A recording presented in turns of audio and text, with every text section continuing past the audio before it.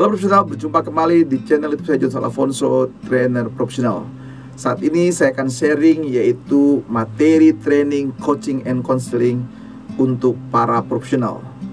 Materi ini sangat penting bagi profesional dalam meningkatkan kompetensinya sebagai seorang leader, sebagai seorang profesional, sebagai seorang entrepreneur. Oleh karena saksikan video ini sampai selesai.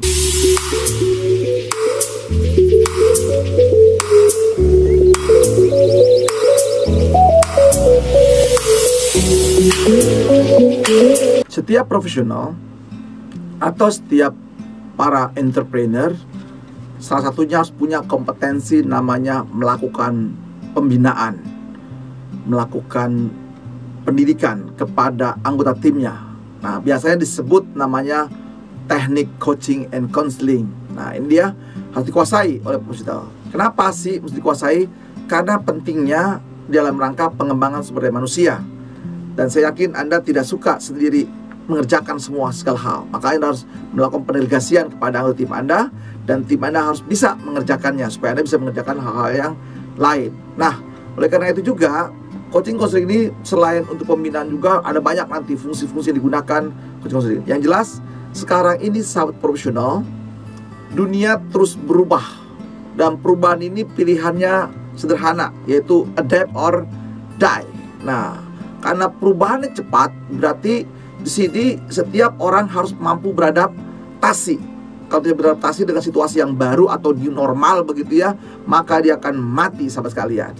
Oleh karena itu, apapun yang terjadi latar belakangnya, dunia terus mengalami perubahan. Nah, perubahannya ada yang cepat, drastis, ada yang tiba-tiba hancur, berubah total begitu ya. Nah, oleh karena itu setiap profesional, setiap entrepreneur harus bisa beradaptasi.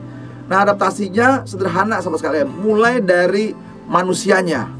Nah, manusia ini menjadi tantangan berat. Yang betul sama sekali ada faktor lain-lain, ada menyangkut manusia, ada menyangkut mesin, ada menyangkut material, ada menyangkut namanya metodologi sistem, ada juga menyangkut money-nya, ada 5M-nya. Tetapi saat ini kita fokus kepada manusianya yang harus siap berubah. Nah, oleh karena itu setiap leader harus mampu juga mengembangkan dirinya dan juga kemudian mengembangkan anggota timnya. Mengapa sahabat sekalian? Karena kita bisnis atau apapun tujuan organisasi Anda harus bisa mencapai target. Dan untuk mencapai target ini sahabat sekalian, ya, Anda bisa pendekatannya ada dua, memanage pekerjaan dan memanage manusia. Kalau manage pekerjaan tentu nanti Anda pendekatannya bisa aspek strategiknya, persiapan visi misi targetnya. Yang kedua adalah penggunaan teknik manajemennya. Bisa pakai model PDCA atau Japanese company atau menggunakan POAC. Nah, itu managerial skill-nya harus menguasai, memanage pekerjaan. Nah, selain itu manage pekerjaan, harus juga memanage manusia. Yang memanage manusia di sini adalah sahabat sekalian adalah bagaimana Anda mengembangkan anak buah Anda, mendidik anak buah Anda supaya mereka bisa beradaptasi, bisa mencapai target dengan cara Anda terus berkomunikasi, berikan motivasi, membangun tim yang kuat. Nah, jadi coaching counseling ini suatu alat, ya, alat manajemen untuk pengembangan SDM Anda, SDM diri Anda maupun anggota tim Anda. Nah, oleh karena itu setiap profesional, setiap entrepreneur harus punya kemampuan melakukan coaching and counseling. Nah, seperti diketahui sahabat sekalian, karena jelas perusahaan harus mencapai target. Nah, target itu kan jelas sama sekali bagi kita profesional, yaitu harus mencapai target yang biasanya kalau berhubungan dengan corporate yang namanya pencapaian profit. Profitnya tercapai lalu tumbuh terus menerus. Nah, tinggal nanti bagian apa Anda, divisi mana Anda. Kalau Anda divisi sales marketing, maka peningkatan revenue, pendapatan, ya, harus tingkatkan terus menerus. Sedangkan Anda yang non marketing atau non sales, maka Anda bagian dari tim cost, menurunkan cost-nya. Nah, jadi itu harus mencapai target. Nah, tentu targetnya ada target corporate, ada target departemen, ada target unit, ada target individu. Nah, jelas dari situ ya. Jadi salah satu kepentingan dalam rangka yang namanya mencapai, ya, dalam rangka mencapai target, yaitu dengan teknik coaching counseling melakukan apa? Mendidik SDM, semua orang harus bisa mencapai targetnya sahabat sekalian. Jelas itu fungsi pertama, mencapai target. Nah, fungsi yang kedua sahabat sekalian di sini coaching counseling adalah fungsi strategis. Strategisnya apa? Tadi kan sudah di manajerial ya. Ada berbagai strategi-strategi yang baru yang dikembangkan oleh perusahaan dalam rangka beradaptasi dengan perubahan yang sangat cepat ini.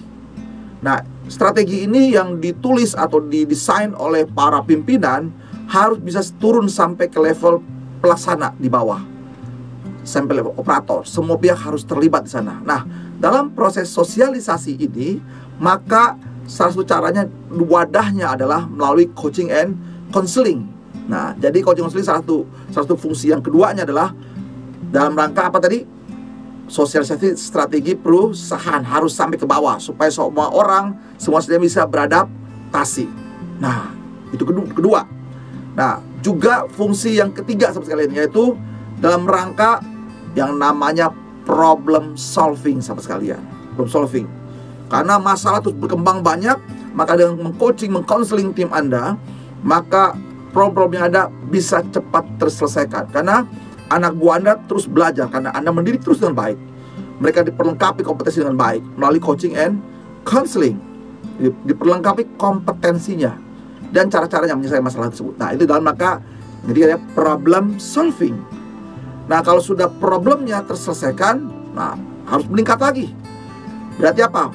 Setiap karyawan, setiap profesional, nah harus punya kemampuan melakukan perbaikan terus-menerus. Nah, latar belakangnya apa sih? Bisa ya karena karyawan profesional mampu melihat potensi masalah. Kalau tadi ada masalah, sekarang melihat potensi masalah dan juga melihat peluang-peluang. Makanya di sini peran coaching counseling atau fungsi coaching counseling yang keempat adalah melakukan perbaikan terus-menerus. Jadi mendorong tim Anda terus-menerus melakukan perbaikan berkelanjutan. Nah, ini penting sekali sahabat sekalian. Lalu yang kelima sahabat sekalian, Anda setelah di training, dididik, melakukan counseling, ini kan harus diimplementasi. Nah, makanya fungsi coaching counseling adalah salah satunya adalah mengevaluasi penerapan hasil training. Hasil training ya, baik training secara internal Anda maupun eksternal Anda. Semua karyawan setelah training wajib dimonitor, dievaluasi, diperiksa sampai sejauh mana implementasi dari materi training yang telah dipelajari oleh setiap profesional di dalamnya. Nah, ini didampingi. Nah, itu fungsi yang kelima. Nah, fungsi yang keenam adalah kaderisasi. Jadi, coaching counseling adalah suatu fungsi yang penting dalam rangka kaderisasi. Jadi, sahabat sekalian, ada 6 fungsi dalam coaching counseling. Nanti berujungnya apa?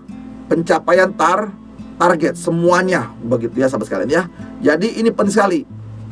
Oleh karena itu sahabat sekalian, bagi para profesional wajib punya kompetensi di dalam melakukan coaching and counseling. Itu penting sahabat sekalian ya. Nah, oleh karena itu dan juga apa? Wajib melaksanakannya. Kalau tidak bisa melaksanakannya berarti wah, sudah kehilangan 6 fungsi. Tidak ada yang namanya pencapaian target, bisa gagal banyak. Terlambat Anda mendidik anak buah untuk mencapai target, gagal pendelegasian Anda. Yang kedua adalah Anda tidak bisa yang namanya sosialisasi strategi perusahaan yang berkembang berubah terus. Kalau Anda tidak melakukan counseling juga, nah, tidak bisa memecahkan masalah. Ya, anak buah tidak bisa. Yang keempat, tidak bisa melakukan perbaikan terus menerus. Yang kelima, tidak ada monitor hasil training, lewat saja, nggak ada pertanggung jawabannya. Yang keenam, tidak ada kaderisasi. Jadi sahabat sekalian, para profesional, kita profesional atau entrepreneur harus punya kemampuan coaching counseling. Supaya apa? Target perusahaan tercapai dan kita terus melakukan pengembangan di dalam diri kita. Dan perusahaan kita, organisasi kita bisa berjalan dengan baik dan mulus berkembang terus menerus. Sahabat profesional, tentu Anda bertanya, sebenarnya coaching counseling ini bagian dari pekerjaan siapa atau bagian dari strategi siapa? Nah, yang jelas begini sahabat sekalian, coaching counseling ini adalah tools management, yaitu bagian dari strategi SDM, strategi pengembangan sumber daya manusia di dalam perusahaan atau dalam suatu organisasi. Nah, Anda kan tahu ya strategi SDM di sini ada banyak ya, dari mulai membuat perencanaan ya, strategi bisnis, perencanaan sumber daya manusianya ya, merespons strategi perusahaan, berapa jumlah SDM diperlukan, dan seterusnya. Nah, strategi perusahaan, strateginya ditangkap oleh HRD dalam rangka manpower planning. Nah, dari sini kemudian tahap kedua adalah proses perekrutan, strategi merekrut karyawannya, kan begitu ya, mengadakan, menempatkan. Nah, di sinilah baru nanti strategi pengorganisasiannya, ya, kemudian strategi yang namanya training and developmentnya, lalu strategi yang namanya reward manajemennya, dan juga strategi yang namanya employee relationnya. Nah, jadi kita fokusnya ke strategi training and developmentnya. Jadi coaching counseling bagian dari training and development program, sahabat sekalian. Nah, disinilah letaknya, memang itu menjadi tanggung jawab dari strategi bagian SDM, strategi SDM. Nah, hanya pelaksanaannya wajib dilakukan oleh para atasan terhadap bawahannya langsung. Jadi wajib dilakukan oleh para atasan terhadap bawahannya langsung. Jadi langsung artinya di bawahnya langsung, sahabat sekalian ya. Jadi kalau supervisor atau mendidik atau mengcoaching leader mengcoaching operator atau staffnya. Tentu nanti supervisor di-coaching oleh manajernya, manajer di-coaching oleh direkturnya, nah direktur di-coaching oleh ownernya. Jadi begitu, sahabat sekalian. Nah, di sini itu relasinya. Nah, sekarang apakah itu wajib? Nah, kalau menurut saya wajib, sahabat sekalian. Dan beberapa perusahaan bahkan sudah menjadikan SK direksi. Karena ya tadi saya jelaskan, sahabat sekalian ya, fungsinya ada 6. Fungsi dari pencapaian target. Jadi wajibannya jadi harus dilakukan karena mencapai target. Kedua, fungsi strategis. Maka karena fungsi strategis berarti harus wajib, karena ada pelaksanaan di sininya. Kemudian problem solving, apalagi harus bisa anak buahnya memecahkan masalah. Lalu keempat, continuous improvement, wajib juga gara-gara ini. Lalu apalagi monitoring training, wajib juga, apalagi kaderisasi. Jadi tidak ada alasan lagi coaching counseling ini wajib atau tidak wajib. Jadi menurut saya harusnya wajib. Nah, lalu melekat kepada siapa? Melekatnya kepada setiap, menempel kepada setiap leader. Wajib dia, dan semua akan dikalkulasi, dihitung, dan dievaluasi bagaimana leader terlibat di dalam pengembangan SDM-nya masing-masing, sahabat sekalian ya.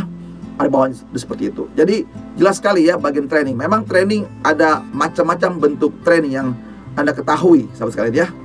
Bentuk-bentuk training di dalam perusahaan. Nah, umumnya ada yang ya sederhananya ada training yang namanya training in-house training ya, oleh internal training, atau juga bentuknya bisa seperti job rotation. Ada lagi yang menyebutnya internship training, jadi magang ya di bagian-bagian. Atau juga ada job instructional training, sesuai dengan job ada instruksinya mengerjakannya. Atau juga namanya disebut namanya di sini understudy training, jadi belajar di sini ya. Nah, ada banyak itu yang sifatnya on the job training, bisa dikerjakan sahabat sekalian ya di tempat pekerjaan. Ada juga yang kategori off the job ya, biasanya nggak kerja ya, contohnya ikut public training, ikut conference gitu ya, ikut simulasi ya, role play begitu ya, atau case study, atau workshop, nah yang gitu ya, atau business game, atau brainstorming. Nah, itu bentuk-bentuk pelatihan. Nah, itu yang perlu diketahui oleh satu profesional dalam namanya istilah-istilah training. Yang jelas, coaching counseling adalah bagian dari training PMSDM. Jadi, Anda boleh punya mesin yang hebat, punya material yang kualitas bagus, Anda punya sistem yang bagus, metode bagus, punya uang tak terbatas, tapi kalau manusianya bermasalah, tidak berkembang, semua 4 hal tersebut bisa rusak dan hancur. Karena SDM punya peran penting dalam menjalankan suatu sistem. Jadi dia berperan penting mengelola mesinnya dan semuanya. Makanya penting sekali pengembangan SDM, apalagi dalam situasi yang berubah sangat cepat ini. Bagaimana kita dorong SDM kita terus bisa beradaptasi dengan perubahan yang cepat ini. Kalau tidak, maka perusahaan kita bisa selesai, die, sahabat sekalian ya. Nah, di sini juga mengapa coaching counseling ini penting juga, sahabat sekalian. Nah, ini juga peran dari leader ya, tanggung jawab leader, sahabat sekalian ya. Kalau Anda nanti bisa melihat ya di video saya yang lain tentang leadership training ya. Di dalam training leadership itu saya jelaskan bahwa leader punya metode punya model di dalam menjalankan peran kepemimpinannya. Nah, perannya apa saja? Nah, peran di sini biasanya model yang dipakai saya sharing tentang leadership adalah: pertama, seorang leader itu melakukan pemetaan. Namanya istilahnya situational leadership. Ya, harus memahami situasinya. Apa yang dipetakan di situ, sahabat sekalian? Ini langkah pertama, memetakan dulu SDM-nya, ya. Membuat matriks skill-nya, yaitu apa saja? Aspek kompetensi, yaitu knowledge-nya, skill-nya, attitude-nya. Nah, itu di-record sesuai dengan bidangnya masing-masing. Ada soft skill-nya, ada hard skill-nya. Dicek, diperiksa, ya, melalui tes, melalui assessment, dicek, dicoba sahabat sekalian, ya. Diketahuilah situasinya. Nah, dari situasi ini, maka Anda juga melihat juga apa? Pencapaian target dari tim Anda. Setiap orang tersebut, jadi bagaimana pencapaian target-targetnya? Berhasil nggak dia? Begitu ya? Atau lebih nggak? Atau gagal? Nah, itu menjadi tantangan bagi para profesional di sini ya. Memetakan. Jadi, memetakan kompetensinya, memetakan pencapaian targetnya. Ini dua hal penting, mutlak harus dilakukan. Apa caranya? Assessment. Periksa rutin, supaya ini sebagai dasar nanti dalam pengembangan SDM-nya. Nah, yang kemudian dari sini Anda bisa menambahkan, melihat tipe kepribadian dari tim Anda. Ya, bisa pendekatannya menggunakan metode DSC, ya, melihat tipe kepribadian dari anak buah Anda atau di Anda, tipe dominan, tipe influencer, tipe steadiness, tipe compliant. Yang penting sekali, ya, melihat kepribadian, karena nanti penting dalam saat berkomunikasi, sahabat sekalian. Lalu juga bisa juga melihat, ya, tipe kepribadian berdasarkan NLP, yaitu kita ngelihat tipe kepribadian besar apa saja: visual, auditory, atau kinestetiknya. Itu pun dalam nanti konteks waktu Anda berkomunikasi, waktu sedang mendidik, sedang membina tim Anda. Nah, selain juga Anda memetakan juga yang namanya, ya, cara pribadi tersebut, faktor-faktor apa saja yang membuat dia termotivasi. Jadi Anda harus mengetahui, memetakan juga apa yang menjadi motivator dirinya yang paling penting. Karena motivasi itu dalam diri seorang itu berbeda-beda. Ada yang digerakkan oleh intrinsik dalam dirinya, yaitu kesadaran diri, dia punya, ya, sesuatu yang mau dicapai. Ada juga digerakkan oleh ekstrinsik. Oleh siapa? Oleh keluarganya, oleh orang tuanya, ibunya, bapaknya, ya, kakaknya, kayak gitu ya. Atau juga istrinya atau anak-anaknya, atau siapa saja. Ekstrinsik yang membuat dia semangat bekerja. Atau juga atasannya, atau pihak-pihak lain yang mau menjadi motivator dia. Nah, itu harus diketahui supaya nanti waktu Anda mendidik, karena nanti ada peran penting dalam melakukan coaching and counseling. Kita bisa pakai itu, pemetaan itu, sahabat sekalian, ya. Kalau intrinsik ini keren.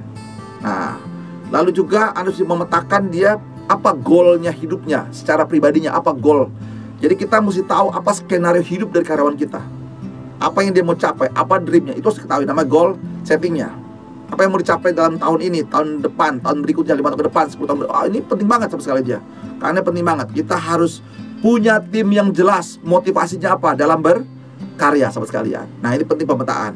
Lalu juga tambahkan juga pemetaan lagi yang lain menyangkut aspek hobi, minat, ketertarikan. Nah, ini dalam rangka juga membangun nanti kesamaan. Nah, itu dipetakan, baru nanti setelah punya pemetaan yang bagus, baru kita bagaimana cara mendorong, mendidik tim kita ini. Nah, makanya kalau nanti berdasarkan situational leadership, maka nanti Anda akan menggunakan 4 matriks. Ada kategorinya S1, nah ini masih baru, ya. Ada S2 di atasnya, ada S3, ada S4. Jadi S1, S2, S3, ada kan matriksnya 4 matriksnya. Nah, S1, S2, S3, S4. Kalau S1 itu biasanya masih baru masuk, ya, berarti Anda mesti melatih terus supaya dia berkembang menjadi S2. Nah, kalau S2 ini Anda berikan motivasi dengan reward and punishment, gaya mempengaruhinya. Lalu S3 di sini sudah dia mencapai target. Nah, dia sudah lebih rasional, memahami. Lalu yang keempat sudah kategorinya S4 di sini adalah sudah siap dipromosi. Nah, itulah sahabat sekalian menjadi peran penting bagi seorang leader atau profesional di dalam melakukan coaching counseling. Jadi ada strategi SDM, ada menjadi tugas leader. Nah, jadi fungsi-fungsi itu melekat nanti kepada seorang leader dalam rangka pengembangan SDM-nya. Tentu nanti bagian SDM ada hal-hal yang besar yang dilakukannya. Nah, jadi jelas bahwa coaching counseling ini benar-benar penting, bagian dari strategi perusahaan di dalam menjalankan bisnisnya. Nah, lalu peran SDM seperti apa? Nanti peran SDM di sini nanti akan melakukan apa? menjadi koordinator pelaksanaannya. Untuk apa sih? Membuat perencanaan dan memonitor semua SDM dalam perusahaan. Ya, ketika sudah direkrut, dititipkan kepada bagian Anda, kepada suatu perusahaan, pada departemen. Nah, nanti akan dilihat oleh SDM perkembangan dari anak-anak SDM yang dititipkan ke departemen marketing, departemen SDM, departemen finance, departemen produksi, dan semuanya akan dimonitor.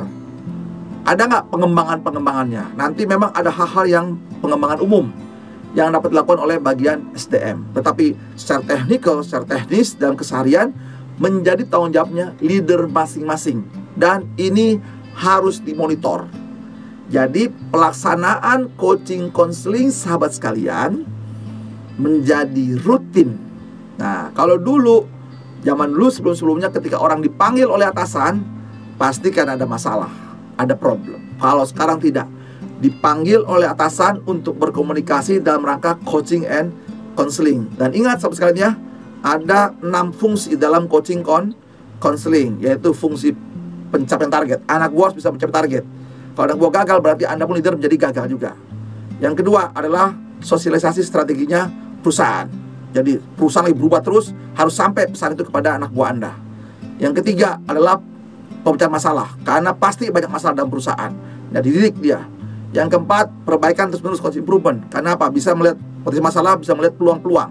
Yang kelima, sosialisasi, jadi evaluasi habis setelah training. Gimana berkembang? Yang terakhir keenam, kaderisasi. Nah, itulah tanggung jawab yang sangat dahsyat dan penting. Nah, di sini SDM akan memonitor, mengevaluasi sejauh mana para leader memainkan perannya sebagai ya tokoh pendidik di sini ya sahabat sekalian ya. Nah, di sini sahabat kalian menjadi hal penting bagi seorang leader. Jadi bagian dari fungsi seorang leader mengembangkan SDM-nya. Nah, lalu apa yang mesti dilakukan sahabat sekalian? Nanti di dalam peran sebagai coach di sini, leader akan berperan ya. Dalam coaching konseling ada perannya, yaitu peran sebagai, nah pertama ya paling ya namanya coaching konseling berarti peran sebagai coach. Jadi leader as coach. Nah, apa yang dilakukan sebagai coach ini? Coach di sini adalah tinggal bertanya. Leader menstimulus timnya ya dengan pertanyaan-pertanyaan. Apa yang Anda kerjakan? Apa pencapaian Anda? Mengapa tercapai? Jadi bertanya, semuanya mengcoach ya. Asumsinya apa? Anak buah telah memahami, telah punya pengetahuan, telah terampil, punya sikap yang baik dalam pekerjaan tersebut. Maka tugas coaching adalah sederhana, tinggal bertanya dan bertanya supaya itu distimulus. Karena memang setiap orang ketika ditanya dia akan berkembang. Jadi pola asuh, pola pembinaan pendidikan di dalam dunia profesional, pagi pertanyaan yang bagus sekali membuat orang berkembang, membuat orang terstimulus, terpacu untuk apa? Belajar. Nah, ketika di coaching tidak bisa menjawab, tidak bisa menjelaskan, nah berarti Anda mesti turun memainkan peran yang kedua. Tadi leader as coach, sekarang leader as a trainer. Berarti apa? Dia kurang pengetahuan, kurang keterampilan, kurang punya attitude yang bagus. Maka di sini Anda punya peran dalam coaching counseling, yaitu peran sebagai trainer, mengajarkan sesuatu yang baru bagi tim Anda. Bagaimana mengajarkan aspek-aspek teknikal, aspek segala macam sesuai bidang Anda, mendidik, mengevaluasi. Nah, di training gitu ya. Ya biasa kalau training itu nanti makanya belajar, nanti Anda bisa lihat video saya yang lain tentang train for the trainers. Anda belajar nanti lihat video saya yang lain ya. Jadi ketika di training, setelah evaluasi semua Anda sudah bagus, sudah mengerti, maka naik lagi sebagai Anda tinggal mengcoaching. Jadi dalam coaching, waktu Anda berperan sebagai coach, tidak ada mengajarkan. Waktu mengajarkan itu waktu Anda memberikan training as a trainer gitu ya. Nah, kalau setelah di training ternyata tidak ada perubahan juga, berarti ada masalah di motivasinya. Kenapa dia nih? Padahal secara uji tingkat kecerdasan intelektualnya bagus, dia begitu ya, mampu menyerap ilmu dengan baik, menyerap informasi dengan baik, karena dia cerdas begitu sahabat sekalian ya. Nah, ini jadi pertanyaan ya. Dia punya kemampuan tapi tidak punya kemauan sahabat sekalian. Nah, ini menjadi masalah kan ya. Kalau soal training tadi Dia punya kemauan dan punya kemampuan, maka di training. Ya, kemampuannya tinggi, kemauannya tinggi, maka di training sahabat sekalian. Nah, makanya peran trainer gitu ya. Kalau peran sudah kemauan tinggi ya tinggal di coach saja, karena sudah kemampuan tinggi, kemauannya tinggi. Nah, kalau kemampuannya rendah, kemauannya tinggi, tinggal di training, dilatih. Nah, yang menjadi masalah ketika kemampuannya sebenarnya tinggi, tapi kemauannya rendah sahabat sekalian. Nah, ini perlu diapain? Anda berperan sebagai seorang motivator. Memotivasi berarti Anda mesti memetakan kembali motivasi ya. Apa menjadi motivasi? Maka tadi saya penting banget kan, data SDM Anda harus tahu apa penggerak dalam dirinya. Nah, Anda mesti cek apa yang membuat dia termotivasi. Maka Anda mesti periksa aspek intrinsik dia, aspek ekstrinsik dia, aspek juga mindsetnya, blockingnya, mental blockingnya. Periksa semuanya. Ini Anda melakukan assessment lagi, periksa lagi. Oh, ternyata dia dimotivasi masih faktornya eksternal, ekstrinsik. Karena kebetulan dia termotivasi karena kekasihnya. Lalu saat ini dia sedang diputus oleh kekasihnya. Dia merasa frustrasi, jadi mengalami demotivasi sahabat sekalian. Maka di sini perlu lagi dimotivasi. Nah, ini jadi Anda mesti mendidik, mengarahkan anak buah Anda. Masih banyak misalnya kalau dia karena pacar begitu ya, cari pacar baru lagi misalnya bagi sahabat sekalian, supaya dia termotivasi. Karena udah tahu kan waktu penyebabnya. Kalau masalah orang tua misalnya, dia kedukaan karena orang tuanya dipanggil Tuhan. Nah, Anda memberikan motivasi. Nah, di sini pentingnya memotivasi, petakan semua. Lalu dia sukanya seperti apa? Apakah dia tekniknya sukanya dikasih reward, kasih punishment, kasih hadiah, iming-iming, atau dikasih ancaman? Nah, pemetaan. Nah, disinilah peran motivator. Nanti Anda bisa lihat di video saya yang lain tentang bagaimana peran motivasi, yang memberikan motivasi pada tim Anda. Nah, kalau setelah dimotivasi juga tidak bisa bergerak, tidak bisa berkembang, oh, ternyata dia ada masalah lain ya. Kalau sudah bagus ya, ternyata dia ada masalah yang di dalam lagi, lebih dalam.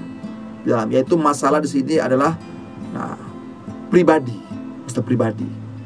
Masalah pribadi di sini yaitu berarti Anda harus berperan sebagai konselor atau terapis sebenarnya. Konselor seperti seorang psikolog. Nah, konselor berarti apa? Anda harus punya kemampuan menggali, bertanya lagi, apa saja yang membuat Anda kok tidak termotivasi dalam hidup? Apa masalah-masalah pribadi yang Anda hadapi? Nah, di sini nanti dijelaskan, nanti ada masalah pribadi yang terkait di kantor, juga ada masalah pribadi, masalah di rumah. Misalnya, ada masalah di rumah, sedang cekcok rumah tangganya. Ya, karena kurang cocok gitu ya. Cekcok, kurang cocok, jadi bisa bacok-bacokan. Nah, bahasa negeri ya. Jadi sini kalau sudah masalah rumah tangga, apakah itu ranah Anda? Jangan. Stop. Kalau masalah rumah tangga itu masalah eksternal, Anda tidak ahli bidangnya, berbahaya sekali sahabat sekalian ya. Bisa merusak permasalahan mereka. Lebih baik Anda menolongnya, memberitahu ke bagian SDM supaya dia difasilitasi datang ke seorang ahli pernikahan, ahli keluarga, ya, psikologi keluarga dan sebagainya. Kita arahkan. Jangan Anda mau masuk semuanya, karena bukan ahli, bisa bahaya sahabat sekalian ya. Bisa membuat saran-saran yang berbahaya. Apalagi misalnya leadernya telah bercerai, ya sudah, kalau ribut cerai aja kan, bisa berbahaya kan. Nah, karena jadi role model kan bahaya sekali. Jadi lebih baik kalau masalah rumah tangga, karena itu bukan ranah Anda, maka serahkan ke HRD supaya dicarikan konselor keluarga. Nah, kalau masalah pribadi tempat kerja, nah ini ranah Anda. Kan bisa terjadi dia sakit hati, dia kecewa sama Anda, jangan sebagai atasan. Dia bicara karena Anda telah menghinanya. Nah, ini bisa diselesaikan. Anda bisa minta maaf, damai ya, begitu ya, motivasi. Atau juga karena dia dibully oleh teman-temannya, rekan kerjanya, atau dia dihina oleh sesuatu, atau dia merasa terhina dan sebagainya. Nah, ini bisa Anda bantu di counseling sebagai seorang konselor dia dengan cara. Makanya harus belajar ya sahabat sekalian ya, sebagai seorang konselor juga.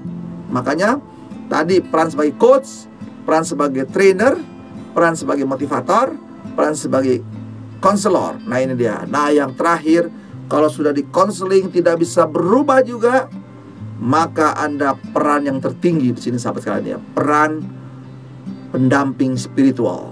Jadi pendamping spiritual ya, coach spiritual. Jadi ya, coach spiritual. Ya, jadi Anda punya juga Tapi ilmu spiritual di sini ilmu spiritual yang umum. Ya, kalau sesuai agama Anda ya bisa ya, kalau sama agama. Kalau tidak, jangan coba-coba masuk ke ranah agama. Tapi gunakan spiritual yang umum dulu. Baru kalau memang Anda agamanya sama, bisa menggunakan ayat-ayat yang sama. Kalau tidak, jangan. Sampai berbahaya ya. Nanti Anda ada pelecehan agama, bahaya. Nah ini ya, pendekatan spiritual. Dan terakhir, mari berdoa bersama-sama. Kan begitu ya. Apakah Anda masih layak di tim kami? Gitu ya. Atau Anda mungkin di tempat yang lain lebih berkembang. Nah ini sahabat sekalian ya. Jadi peran Anda sebagai leader dalam memerankan peran coaching counseling. Jadi sahabat sekalian, tadi kan ada 6 fungsi.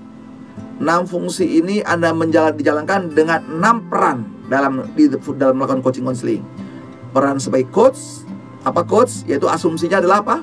Kalau Anda, anak buah Anda sudah punya kemampuan tinggi, punya kemauan tinggi, artinya telah di training, dia sudah paham. Tinggal di coach, tinggal menstim pertanyaan aja, ditantang, di-challenge dengan pertanyaan. Bisa nggak ini? Bisa nggak sebenarnya? Jadi bertanya, apakah bisa berkembang? Jadi Anda bertanya saja.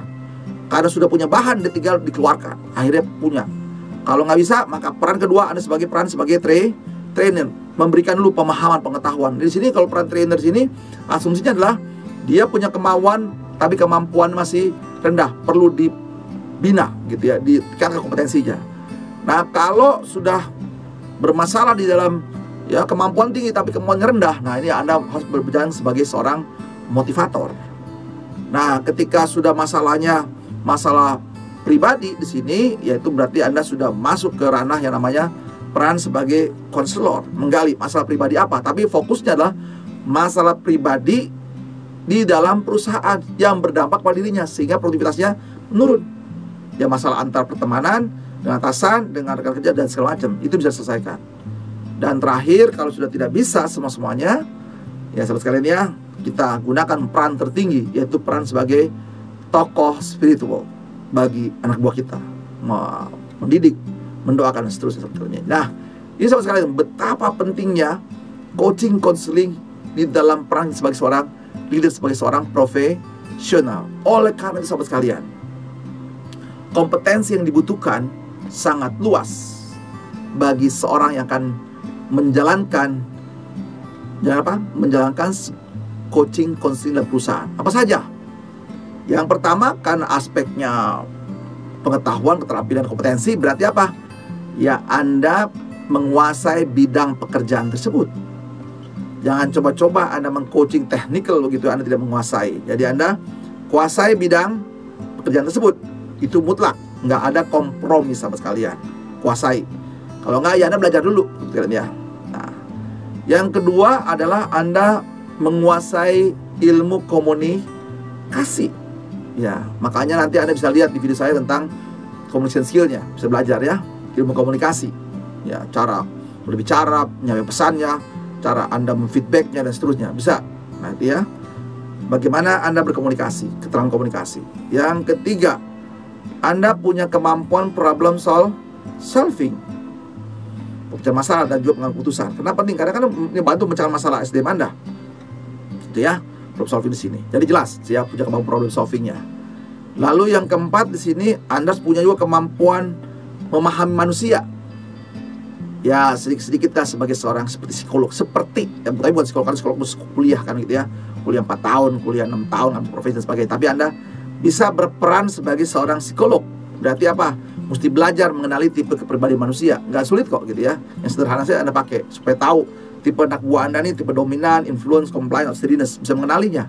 Atau Anda belajar seperti seorang ahli NLP begitu ya, mengenai tipenya visual kah, auditor atau kinestetik, supaya apa? Gampang nanti Anda membaca pribadinya, lalu cara berkomunikasi dengan orang tersebut. Nah, jadi memahami kepribadian Anda. Lalu berikutnya apa? Anda punya kemampuan, skill di sini membangun relasi, membangun hubungan. Karena kalau membangun hubungan berbahaya. Kenapa? Dalam membangun hubungan itu ujungnya Anda harus punya bisa dipercaya, membangun hubungan. Nah, apa hubungan itu sahabat sekalian ya? Hubungan di sini Anda harus tahu bahwa relasi manusia itu bertahap. Dari sekedar tahu, lalu Anda berkenalan, kenal, lalu jadi berteman, jadi sahabat. Nah, meningkat ya, makin hubungan makin bagus, terbukanya makin luas, jadi sahabat, lama-lama tanda kutip jadi pacar, seperti hubungannya makin kuat, lalu jadi seperti keluarga kalau menikah. Nah, ini contohnya ya. Makin kuat hubungan Anda, maka makin mudah Anda membujuk dan mempengaruhi anak buah Anda sesuai dengan peran fungsi dari coaching counseling. Ada 6 tadi. Peran pencapaian target, peran sosialisasi strategi perusahaan, peran problem solving, fungsi dari yang namanya perbaikan terus-menerus, improvement, fungsi dari evaluasi training, fungsi dari namanya kaderisasi. Nah, ini sahabat sekalian ya. Itulah pentingnya Anda kemampuan membangun relasi.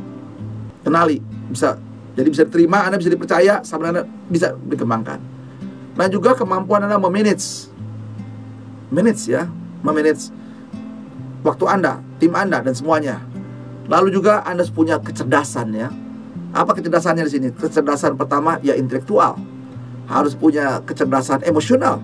Jangan sampai nanti Anda ikut menangis waktu dia curhat gitu ya.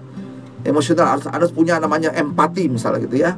Nah, nanti belajar kecerdasan emosi Anda, bisa menahan emosi negatif, emosi positif, bisa Anda mainkan dengan baik sehingga cerdas.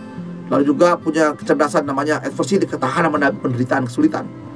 Lalu secara fisik bagus, sehat, segar bugar supaya Anda tetap ceria. Dan kecerdasan spiritual. Nah, itu sahabat sekalian yang harus dikuasai ya. Tentu nanti ya menguasai ilmu coaching counseling, memahami berbagai metode-metode, teknik-teknik coaching dan counseling, yaitu di paling akhir yang harus Anda kuasai. Yang jelas, berpikirlah Anda waktu Anda melakukan fungsi ya peran coaching counseling, Anda sedang menolong anak buah Anda untuk sukses.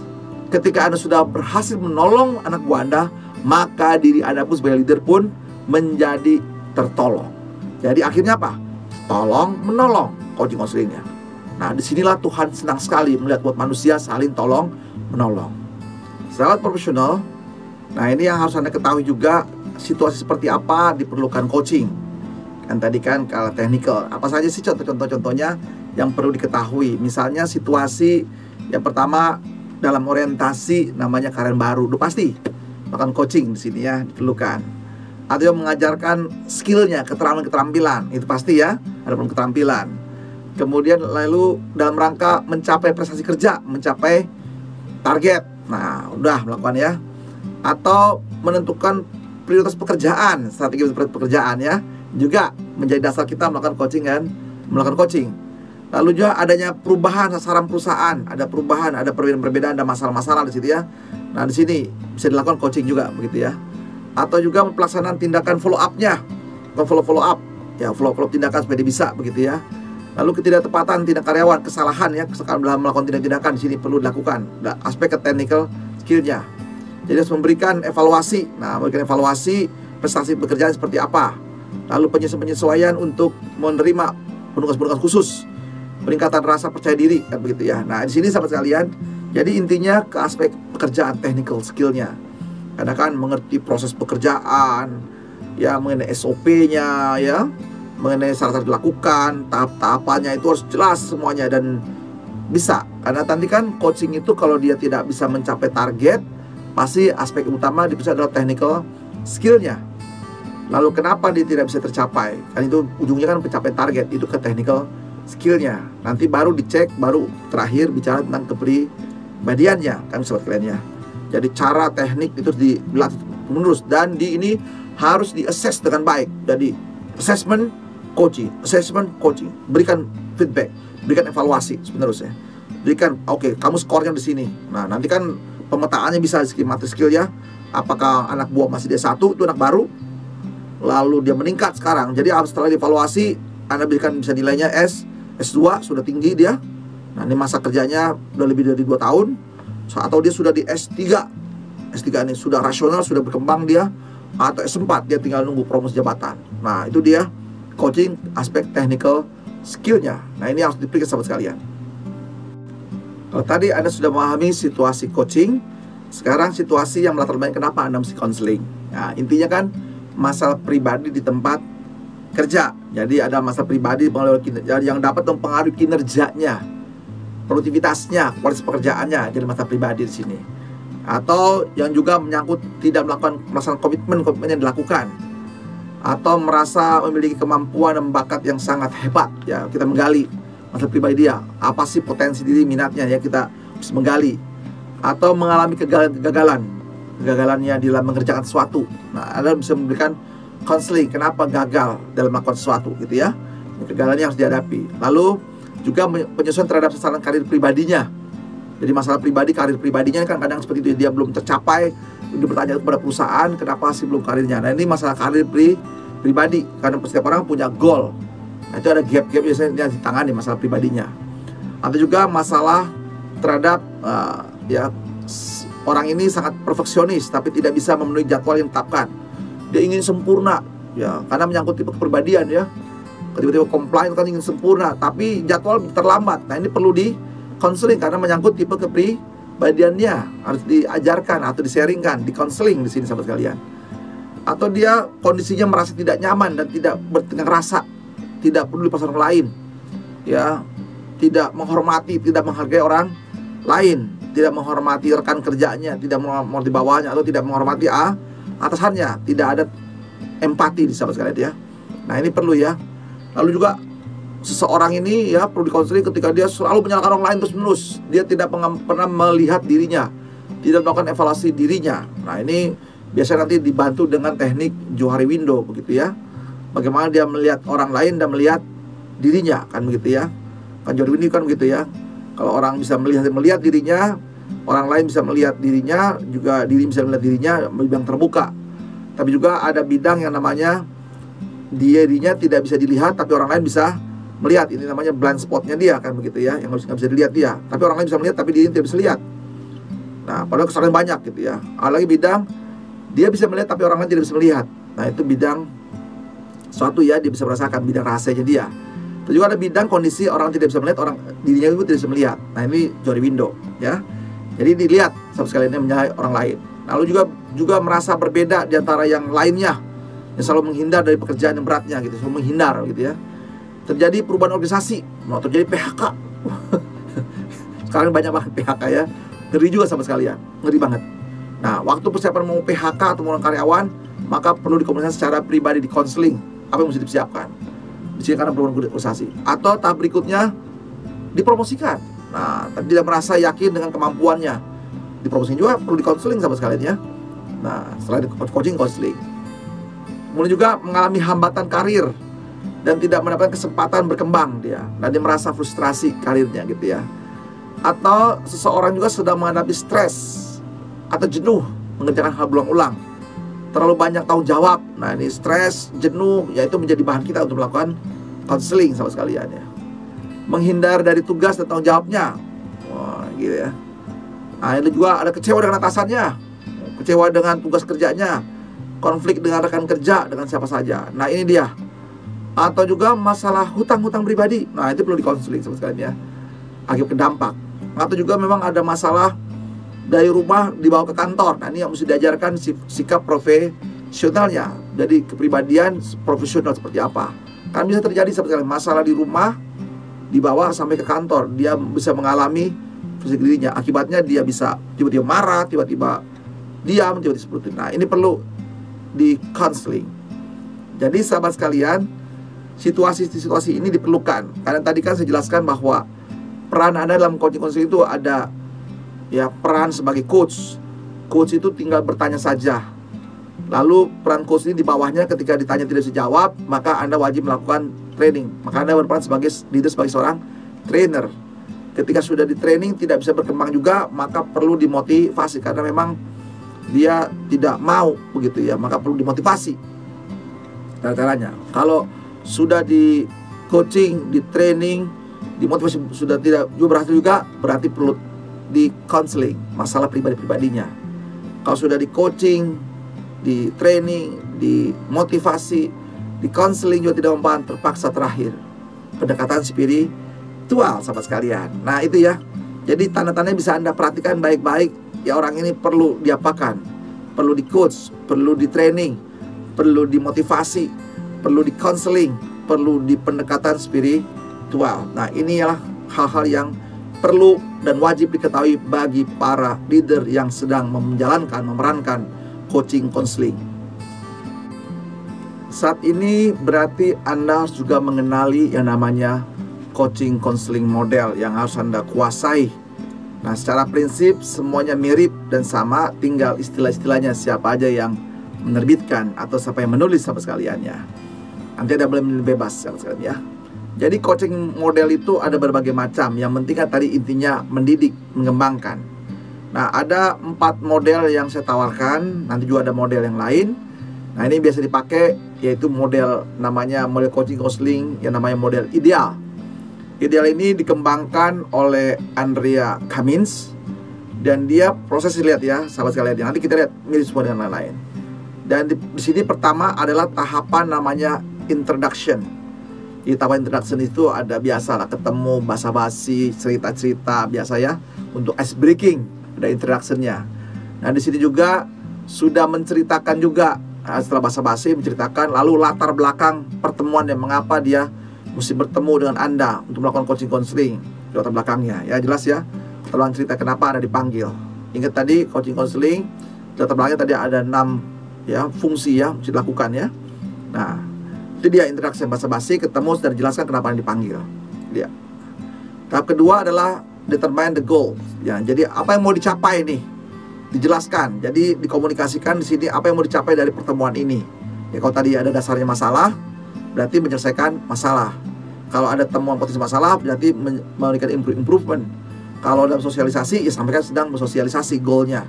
Atau dalam rangka evaluasi training, maka berdasarnya evaluasi training. Jadi kan sebenarnya ya ada banyak. Atau kalau Anda sedang melakukan karir, pengembang karir, atau sedang kaderisasi, ya jelaskan kaderisasi. Jadi jelaskan goal-goalnya, apa yang mau dicapai dalam pertemuan yang 1 jam, 2 jam ini. Jelaskan yang mau dicapai. Nanti ini sebagai dasar evaluasinya, sekali ini disampaikan. Itu dengan goal. Lalu kemudian tahap berikutnya, tahap ketiga adalah explore asset and challenges. Jadi mencari nih, memeriksa apa saja yang menjadi ya menantang yang dalam pengembangannya, apa yang bisa dilakukan. Ya, temukan cara-caranya seperti apa ya, sampai kita nanti membuat strategi-strategi. Apa yang bisa dilakukan bagi si coachnya ya, sampai sekalian sini ya, si bawahan kita mau dilakukan. Jadi tukar pendapat. Nah, kalau Anda mengcoaching ya tadi ya, coaching Anda berarti hanya bertanya, stimulus. Jadi anak buah Anda yang berbrainstorming ya, menyampaikan ide-idenya. Apa strategi-strategi dia atas tadi target yang mau dicapai tersebut. Apa langkah-langkah dia, karena harusnya dari dia sendiri. Nah, kalau dia tidak punya ide, jangan dari Anda sahabat sekalian ya. Jangan langsung sebagai coachnya, jangan. Maka Anda harus melakukan apa di sini ya, turun dulu berperan sebagai trainer. Kalau dia di coach dia nggak bisa punya ide-ide, berarti Anda turun perannya di saat coaching itu sebagai trainer, mengajarkan dulu. Tadi kan tanya lagi ya, tanya lagi supaya dia punya ide-ide dalam rangka apa? Untuk hal-hal yang menantang, mengeksplor dirinya kan gitu ya. Asli dalam dirinya, apa yang mesti dikembangkan dalam dirinya. Nah, itu penting sahabat sekalian. Jadi Anda jangan keburu nafsu untuk mengajarkan, jadi nanti nggak berkembang sekalian ya. Kan ingat tadi ya, ada 5 peran ya, peran coach, peran trainer, peran sebagai motivator, peran konselor, peran sebagai tokoh spiritual. Silakan mainkan itu dalam proses coaching dan konseling, jangan dipaksakan sekalian ya, kecuali konseling sedang urgent banget. Ini banget ya. Nah, setelah punya ide-ide tersebut bersama tim Anda, anak buah Anda sudah punya, dan semua di action tersebut ditulis, semuanya harus ditulis, dijabarkan dengan baik. Nah, baru kenapa itu yang akan kita evaluasi di pertemuan berikutnya. Nah, baru actionnya bagaimana, apa tahap-tahap untuk melaksanakan semua ide tersebut. Lalu biasa ya, pakai 5-1H, apa yang mau dikerjakan, kapan dilakukan, siapa yang melakukan, apa saja, bagaimana cara-cara. Nah, itu action-actionnya jelas, dan berapa lama ya. Nah, itu actionnya. Nah, kemudian setelah itu baru evaluasi, look back, look forward. Berarti kita akan bertemu lagi, menjelaskan, kita akan bertemu lagi untuk pertemuan berikutnya. Jadi nah, disingkat menjadi ideal. I-nya tadi introduction, D-nya determines, ya, E-nya explore, A-nya action, lalu L-nya idealnya look back. Jadi ideal lah disebutnya sekalian. Nah, ini ya. Nanti semua model mirip ini sahabat sekalian ya. Cuman istilah-istilah aja yang, nah itu tahap-tahapnya. Jadi model coachingnya. Lalu juga ada model yang namanya coaching counseling, model grow. Nah, grow coaching di sini modelnya oleh Sir Johnson Whitmore gitu ya. Nah, ini ya Mr. John ya. Dia mempunyai konsep, ada disebut grow singkatan juga ya. Goal, reality, option, wrap up. Nah, dicatat sekalian ya. Jadi mulai dengan goal, ya harusnya sih udah ada basa-basi duluan. Jadi di sini basa-basinya introduction tidak ada ya. Jadi ada latar belakang dulu, biasanya latar belakang. Tapi di asumsi di sini tidak muncul latar belakangnya, tapi sudah dianggap sudah ada. Nah, tulis dulu goalnya. Goalnya tadi kan fungsinya ada banyak ya, ada 6 ya. Fungsi pencapaian target, fungsi strategis, fungsi problem solving, fungsi continuous improvement, fungsi training actionnya, evaluationnya, lalu fungsi kaderisasi. Nah, lihat goalnya apa? Goalnya apa yang mau dicapai, lalu kemudian nah G-nya goalnya, lalu R-nya realitinya, apa fakta-faktanya, situasinya bagaimana. Nah, ini analisis situasinya bagaimana saat ini ya. Jadi mau menggoal seperti apa. Nah, disinilah gapnya seperti apa. Nah ya, udah tahu realitas seperti ini, baru Anda punya option, pilihan-pilihan yang akan dilakukan untuk mencapai goal tersebut. Nah, strategi. Nah, jadi anak buah diminta lagi juga untuk menjabarkan begitu ya sahabat sekalian ya. Menjelaskan semua di sini opsi-opsi melakukan alternatif strategi apa yang mesti dilakukan. Nah, di sini ya. Baru terakhir wrap up sini ya. Bagaimana kita menilai kembali evaluasi buat yang akan datang. Nah, itu metode grow. Ya, memang dia interest tidak ada, tidak muncul, tapi sudah saya yakin sudah melakukannya. Nah, metode grow. Metode yang lain yaitu clear. Bersih, clear ya. Ini modelnya by Peter Hawkins dia. Nah, clear itu singkatan juga. Yaitu pertama ada contracting di sini. Ada contracting, ada listening, exploring, action, and review. Contracting itu berarti apa? Ada terjadi perbedaan, gap-gapnya dilihat di situ ya. Kontraksinya apa yang membedakan atau menjadi latar belakang fungsi apa saja di sini. Nah, kemudian di sini ada tahapan listening, mendengarkan. Jadi ada terjadi masalah atau problem di sini, lalu mendengarkan apa yang terjadi bagi tim Anda. Ya, dia dengar, Anda mendengarkan, karena kan yang aktif adalah coach Anda, anak buah Anda, begitu ya. Nah, baru kita membuat pertanyaan-pertanyaan untuk melakukan mengeksplorasi. Kenapa terjadi? Nah, Anda mengcoach, bertanya terus, mendidik. Kalau nggak bisa jawab, terasa turun sebagai trainer. Explore sampai menemukan solusinya, langkah-langkah kedepannya apa yang bisa dilakukan. Nah, baru kemudian habis sekarang clear ya, CLE-nya baru A-nya ya. Di sini baru action, sudah punya strateginya, action. Nah, biasanya kan sudah ada berarti jadwal dong ya, 51H-nya ya. Baru di sini kita review kembali, pasti review seperti ya. Dan review lagi untuk kita ketemu lagi di waktu yang akan datang.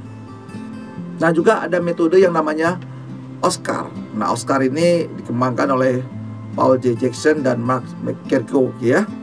Nah, ini Oscar itu singkatan juga sahabat sekalian. Metode ya outcome, ya ini samanya goal. Goalnya apa sih? Ya, bang dulu ya. Lalu goalnya apa? Lalu tahap kedua scaling, kita buat skalanya, target-targetnya, angka seperti apa. Kita ukur ya semuanya ya. Pencapaian proses seperti apa dalam melakukan ini. Lalu berikutnya know-how-nya, bagaimana caranya untuk mencapai angka-angka tersebut, target tersebut, gitu sekalian ya. Nah, baru apa langkah-langkah actionnya ya. Afirmasinya seperti dia, sugestinya supaya dia bisa melakukan itu ya. Baru review. Nah, itu yang bisa dipakai, ada 4 model yang bisa dipakai. Lalu juga bisa juga pakai modelnya Kaizen model. Kaizen modelnya penggunaan PDCA-nya ya.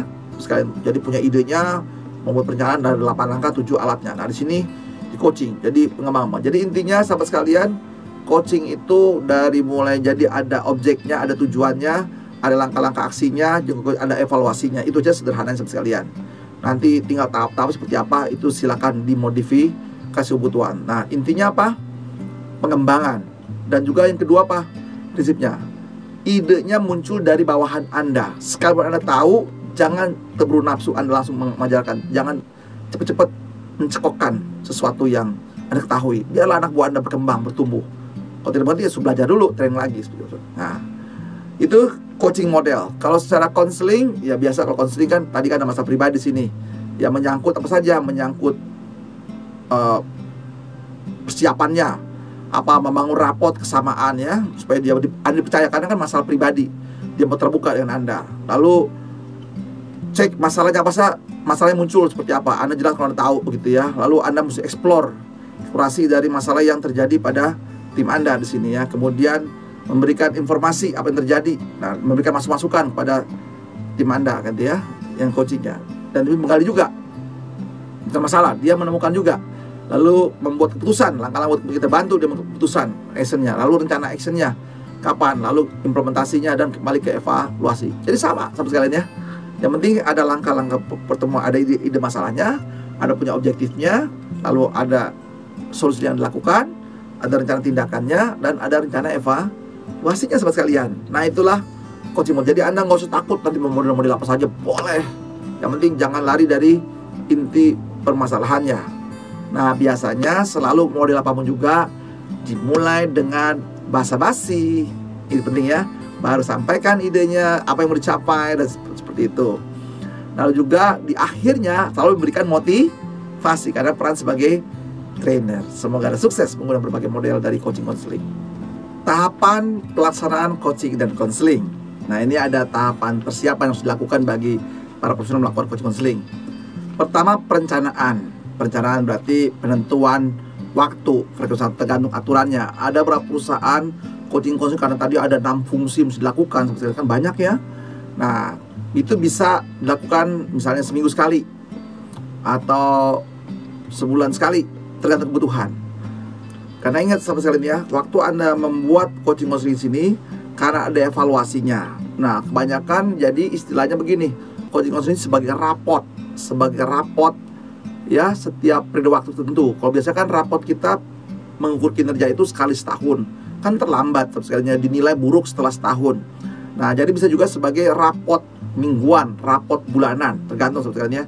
Jadi buat perencanaan yang jelas. Lalu kemudian persiapkan yang kedua, tujuannya, alasannya. Tadi ya, sesuai fungsinya, kan ada 6 fungsi yang di coaching konseling ini. Ada fungsi pencapaian target, ya, kinerjanya, baik secara corporate, departemen, sampai ke pribadi. Ya, ada menyangkut sosialisasi strategi perusahaan, ada juga menyangkut problem solving, ada menyangkut tadi continuous improvement project, ada menyangkut evaluasi training, ada menyangkut kaderisasi, ada 6. Jadi ini yang menjadi tujuan dan alasannya. Sampaikan dengan siap. Kemudian ya, gunakan dasar evaluasi yang digunakan. Harus punya dasar evaluasinya. Kalau ke target berarti Anda punya data-data ya, punya target-target pencapaian tersebut. Jadi nggak boleh gosip, speak with data. Pakai data semuanya, nggak boleh gosip, nggak perlu pakai opini-opinian ya, semuanya pakai data. Dasar yang digunakan. Nah kemudian persiapan juga mengenai jadwalnya, tanggalnya, pelaksanaan kapan, kan begitu ya, tanggalnya. Nah ini sesuai dengan ya sistemnya ada. Lalu tempat. Nah tempat ini memang teman-teman kalau sudah bicara pribadi yang ada 6 aspek tersebut, nah memang tempatnya harus benar-benar private begitu ya, tidak didengar orang lain, tidak terganggu lah lingkungan. Jadi ruangannya khusus, bagaimana Anda mengcoaching, mengkonseling. Jadi bisa komunikasi dengan jelas ya, tidak ada gangguan-gangguan dalam proses nanti komunikasi sahabat sekalian ya. Jadi nyaman.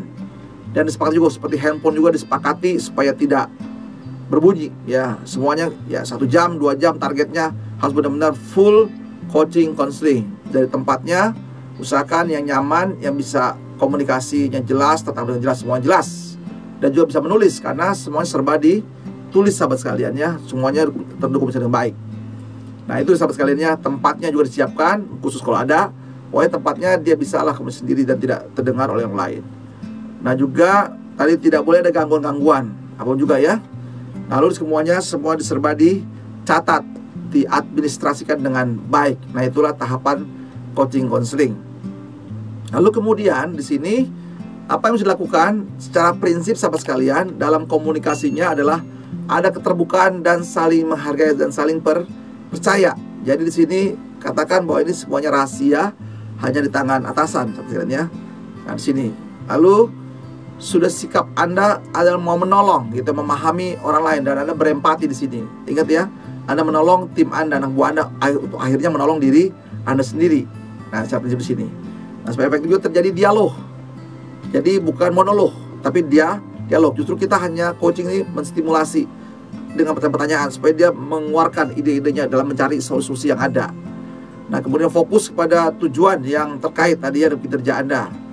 Lalu nah ini hindari hal-hal yang biasanya mengganggu ya, bicara soal gaji, tunjangan, dan sebagainya. Ini dihindari dalam coaching dan konseling, ini bukan ranahnya sama sekalian ya.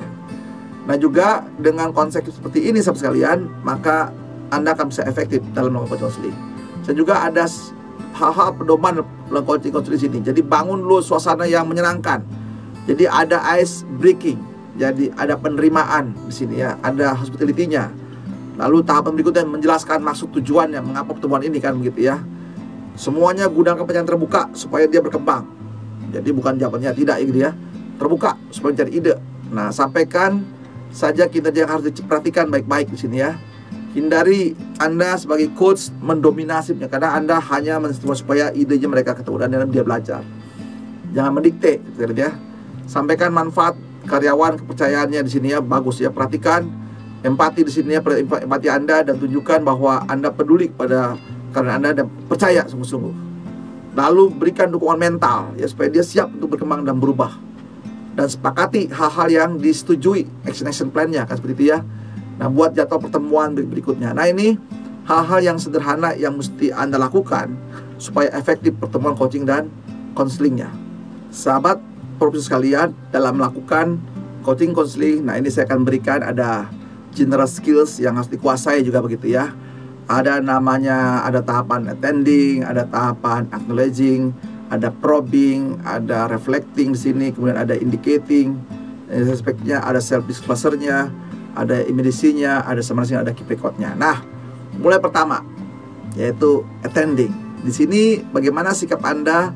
Ya, perilaku Anda menunjukkan bahwa kita memperlihatkan, nah, ya, memperhatikan dan siap mendengarkan dari anak buah kita atau coach kita. Nah, secara fisik, jadi Anda tidak melakukan sesuatu yang dapat mengganggu. Ya, Anda pernah menerima ya, memandang lawan bicara Anda dengan baik, lalu menunjukkan sikap terbuka Anda, dan tindakan yaitu yang lain adalah mendukung Anda, mendukung tim Anda, kan begitu ya. Lalu secara mental Anda memusatkan pikiran kita kepada orang dan permasalahan yang sedang dihadapi oleh tim kita. Nah, itu attending. Jadi Anda hadir di situ ya. Nah, tahapan kedua adalah acknowledging. Acknowledging di sini adalah memberikan respon verbal yang menunjukkan perhatian ya pada pembicaraan. Jadi ada respon pembicaraan. Jadi sini mendengar aktif gitu ya, yang sedang terjadi. Perhatikan nada bicara Anda dan bahasa yang tubuh yang menyertai kan gitu ya. Jadi sambil observasi ya tim Anda, dia supaya tahu jujur atau enggak kan begitu ya. Dan juga merespon. Ya, biasanya ini namanya kategori namanya mendengarkan aktif. Misalnya kata, oh ya begitu, oh saya tahu, oke. Iya, jadi Anda memberikan respon, memberikan feed, oh saya mengerti, atau Anda mengulangi. Nah, itu acknowledging begitu ya. Nah, tahap berikut bisa juga melakukan probing. Probing sini merupakan usaha untuk menggali ya lebih dalam agar diperoleh informasi yang lebih lengkap. Jadi Anda mau probing, menggali ya, kalau ada masalah kejar. Jadi Anda kan tadi bertanya terus gitu ya intinya. Yang menggunakan jenis pertanyaan-pertanyaan yang bersifat terbuka. Jangan jawabannya ya atau tidak, terbuka supaya tergali potensi dalam dirinya kan begitu ya. Menggunakan juga penggalan ya, pergantian setiap jawaban yang diberikan pada pola stepping. Jadi Anda kejar pakai 5 whys gitu ya. Oh gitu, jadi mengapa bisa kejar gitu ya. Nah, ini probing, datanya sebenarnya banyak keluar. Nah, juga bisa digunakan teknik reflecting. Reflecting ini memberikan refleksi gitu ya, memberikan respon terhadap perkataan atau konten atau perasaan atau emosi yang akan membantu proses selanjutnya. Jadi statement misalnya begini, saya kurang mengerti apa yang diinginkan atau manajemen. Mereka katakan prioritas kita adalah safety, quality, schedule, tetapi kenyataannya semuanya dibiarkan lolos. Nah, pertanyaan refleksi kita adalah, ya kelihatannya Anda mendapat informasi yang tidak sejalan, dan sepertinya bagian ini Anda yang paling penting adalah safety dan quality. Nah, itu jadi memberikan refleksi penguatan-penguatannya. Nah, juga ada yang kategori namanya indicating respect di situ ya, indicating respect. Ini di sini menunjukkan perilaku menghargai lawan bicara sehingga dapat mendorong lawan bicara untuk membuka diri dan menyampaikan informasi yang bebas dan terbuka. Memandang dengan penuh perhatian, nah gitu ya, menunjukkan minat. Oh iya, nah jadi tertarik ya, respect ya gitu ya. Lalu bagaimana? Sampai seperti itu kah? Begitu kan ya. Nah, ini hal yang menghambat Anda tidak ada respect, yaitu contohnya Anda mengabaikan, lalu mengejek lagi ya, meremehkan. Ya nggak boleh di sini ya, menghakimi atau menilai dan bicaranya tidak relevan. Nah, ini tantangan buat kita semua seperti ini ya, yang perlu kita perhatikan. Lalu juga di sini adalah self disclosure di sini ya. Sikap di sini itu membuka diri, menunjukkan bahwa Anda juga di sini nih sahabat sekalian ya, itu pernah mengalami peristiwa yang serupa. Ya, saya pernah berpikir seperti itu begitu ya. Bisa ya untuk refleksi di sini ya. Hal yang sama pernah terjadi pada saya juga untuk kasus seperti ini. Pertama saya mengalami masalah yang serupa dengan Anda, dan di sini diberikan disclosure di sini. Nah, juga bisa juga teknik menggunakan imediasi di sini ya. Keterampilan di sini adalah untuk mengalihkan ya pembicaraan sebagai respon pada sesuatu situasi yang sangat sedang terjadi. Ya, misalnya mau bicara, nah ya selalu menyalahkan situasi berbelit-belit. Nah, responnya di sini adalah alihkan dengan pembicaraan yang lain dulu ya. Kalau dia mogok ya, mau bicara hal yang lain supaya keluar dulu. Lalu berdiam untuk sementara sampai orang tersebut dan berpikir tenang. Kalau lagi emosi kan ya, tenangkan dulu ya. Coba dekati masalahnya dari sudut yang lain. Nah, sadari bahwa Anda berdua harus mencari kompromi. Nah, jadi lihat situasinya. Lalu sudah semua di sini ada tahapan namanya summarizing. Jadi di sini memastikan pembicaraan atau permasalahan dan memastikan adanya pemahaman yang sama yang kita simpulkan gitu ya. Anda mendapat peningkatan beban kerja mendadak gitu ya. Anda kehilangan seorang teknisi dan Anda dan prioritasnya gitu ya. Coba saya rangkum, Anda merasa bahwa bekerja sama kita sudah tidak ada lagi. Anda merasa saya menjauhi, Anda tidak mau bekerjasama dengan saya, dan ini menyulitkan Anda untuk bekerja. Benarkah? Nah, ini contoh-contoh ya. Jadi kita buat kesimpulan. Nah, simpulkan, jangan lupa keep record and filing. Jadi buat dan perbarui data pribadi karyawan Anda kan gitu ya. Cek semuanya, catat, lalu tidak jalan buruk, dan ini bisa berkembang. Jadi itulah contoh-contoh sahabat sekalian yang Anda lakukan sebagai seorang leader dalam melakukan coaching dan counseling. Selalu ingat sahabat sekalian untuk subscribe, klik loncengnya, beri tanda like, kasih komen positif, dan share video ini kepada sahabat-sahabat Anda yang memerlukan topik tentang training, coaching, and counseling. Sahabat profesional, setelah Anda tahu ya sasaran, tujuan, fungsi-fungsi coaching counseling, dan Anda sudah mau melakukan, terserah mau model pakai apa. Memang saya banyakkan menggunakan teknik ideal itu yang Anda harus lakukan karena sederhana sekali, jelas. Tapi intinya sahabat sekalian di sini adalah dalam rangka pengembangan sistem Anda supaya dia berkembang kan ya, bertumbuh baik untuk menolong dirinya dan menolong diri Anda. Oleh karena itu setiap proses waktu coaching counseling tadi kan ya, Anda menggali, bertanya. Kalau latar belakang tadi permasalahan, katanya latar belakang bisa ada 6 ya. Latar belakang karena pencapaian target, misalnya target tidak tercapai, Anda menggali di sini kan begitu ya, ide-ide apa, langkah-langkah dalam mereka mencapai target tersebut. Nah, Anda akan melakukan probing di sini yang menggali, terus akhirnya mereka punya ide. Nah, langkah ide-ide tersebut dengan pertanyaan Anda, nah itu semua ditulis dengan baik gitu ya, dan semua didokumentasikan, dan kapan akan dilaksanakan, kapan juga akan dimonitor kembali. Nah, itu contoh pencapaian target gitu ya. Kalau dalam rangka sosialisasi, yaitu apa saja pesan-pesan manajemen strategi yang perlu perubahan. Nah, dia seperti apa memahami, bagaimana menjelaskannya. Kalau di dalam problem solving sahabat sekalian, maka Anda harus punya kemampuan tadi ya, menggali ya problem solving. Nanti Anda bisa lihat di video saya yang lain tentang problem solving, yaitu misalnya Anda harus memahami ya tekniknya, mau pakai teknik PDCA atau teknik namanya Captain Trigo Model. Kalau Trigo Model, analisis situasinya seperti apa persoalannya, apa keputusannya, apa potensialnya. Itu teknik problem solving yang harus dikuasai sahabat sekaliannya dalam melakukan coaching dan counseling. Kalau nanti dalam rangka improvement sahabat sekalian, nah berarti Anda harus bisa menemukan potensi masalah atau peluang-peluang yang bisa Anda lihat. Nah, berarti langkah-langkahnya mencari ide-ide kreatifnya seperti apa yang harus dilakukan, bagaimana melakukannya, caranya seperti apa, dan seterusnya. Nah, itu semua didokumentasikan dengan baik. Nah, kalau Anda tadi dalam rangka motifnya dalam rangka evaluasi training, berarti memonitor apa yang sudah dikerjakan, perkembangan apa dalam diri Anda, kan begitu ya. Semua ditulis apa yang terjadi setelah ikut training-trainingnya. Nah, itu penting banget dalam evaluasi. Dan terakhir, kalau program yang namanya tujuannya dalam pengembang karir, nah ini berarti Anda harus punya modul. Kalau dia jabatannya sekarang, kalau misalnya contoh ya, kalau pengkarir ya, kalau dia masih D1 ya ditolong sampai S2, berkembang ke S3, berkembang sampai ke S4. Artinya kompetensinya terus meningkat. Jadi harus meningkat, pencapaian targetnya meningkat juga. Dan sampai kalau dia mau dipromosi kenaikan jabatan, berarti dia di training untuk jabatan barunya, di coaching supaya dia lebih siap. Kalau dia misalnya sebagai staff, sekarang mau jadi supervisor atau jadi officer atau jadi manager, nah itu harus disiapkan materi-materinya, disiapkan modul-modulnya untuk di training. Dan terus habis di training, berarti ada dua ya, training, coaching, supaya dia siap. Ketika sudah siap di level S4 tadi, tinggal waktunya tinggal di promosi. Nah, itulah keren sahabat sekalian ya, kelengkapan coaching dan konseling. Nah, setelah Anda melakukan itu semua dengan baik, dengan berbagai metodologi, silakan saja, bebas ya. Nah, semua diharapkan semua terdokumentasi dengan baik, semua dengan baik. Nah, baru di sini tugas Anda adalah melaporkan hasil coaching dan konseling yang dibuat, ya, disepakati antara Anda sebagai coach dan juga bawahan Anda sebagai coach. Nah, disinilah nanti sahabat sekalian biasanya dibuat 4 rangkap ya, dibuat 4 rangkap.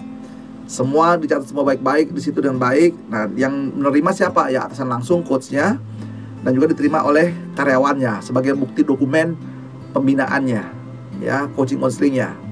2 ya rangkap di sini ya, kan dalam rangka evaluasi. Yang ketiga, rangkap ketiga diserahkan ke atasan si coach. Jadi di-CC-kan ke atasan si coachnya. Betul nggak coach melakukan itu? Nah, baru diserahkan juga, di-CC-kan ke bagian departemen HRD ya, yang menjadi moderatornya, menjadi ya penggeraknya ya semuanya gitu ya.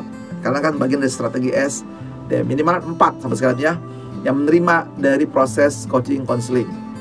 Nah, hasil coaching juga di sini dilaporkan ya, seberapa efektif dikembangkan, dan semua harus ditandatangani dengan baik.